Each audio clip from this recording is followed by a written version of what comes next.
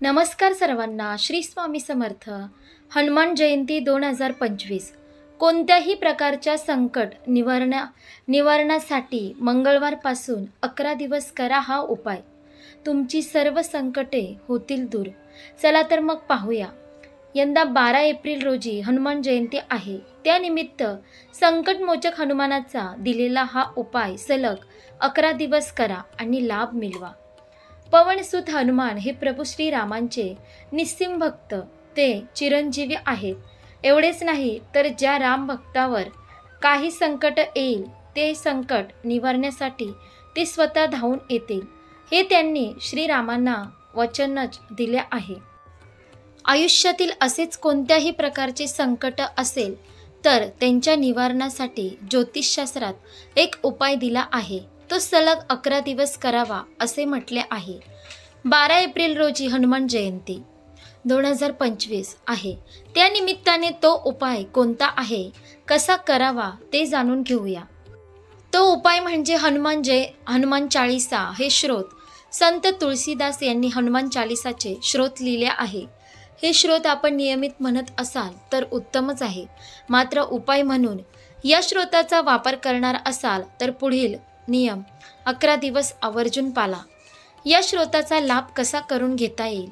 हनुमान चालीसा ही केवळ मारुती रायाची उपासना नाही, तर इच्छापूर्ती आणि संकट निवारण श्रोत आहे. जर तुम्ही देखील इच्छापूर्तीसाठी हे श्रोत म्हणण्याचा विचार करत असाल तर त्यासाठी पुढील नियमाचे पालन करा. 1. सदर उपक्रम मंगळवारपासून सुरू करा. 2.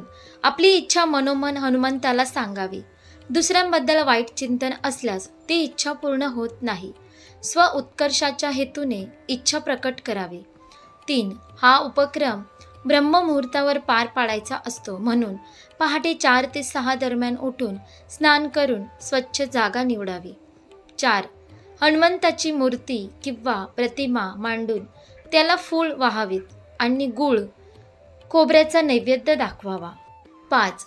शांत चित्ताने हनुमान चालीसा श्रोत पठण सुरू करावे. 6. इच्छापूर्तीसाठी हे श्रोत सलग 11 दिवस 11 वेळा म्हणावे. 7. श्रोत म्हणताना तुळशीदास ऐवजी स्वतःचे नाव घ्यावे. 8. 11व्या दिवशी 11 वेळा हनुमान चालीसा म्हणून झाल्यावर बजरंग बाण हे श्रोत म्हणावे, कारण त्या श्रोतानुसार हनुमंत इच्छेपूर्तीसाठी स्वतः धावून येतील असा त्यांनी शब्द दिला आहे. लक्षात ठेवा, देवाकडे मागताना शक्यतो भौतिक सुखात न अडकता आध्यात्मिक सुख मागण्याचा प्रयत्न करा. ते सुख चिरंतर टिकणारे आहे. तसेच दुसऱ्याचे अहित चिंतू नका. हनुमंत तुमच्यावर रोष धरतील असे वागू नका.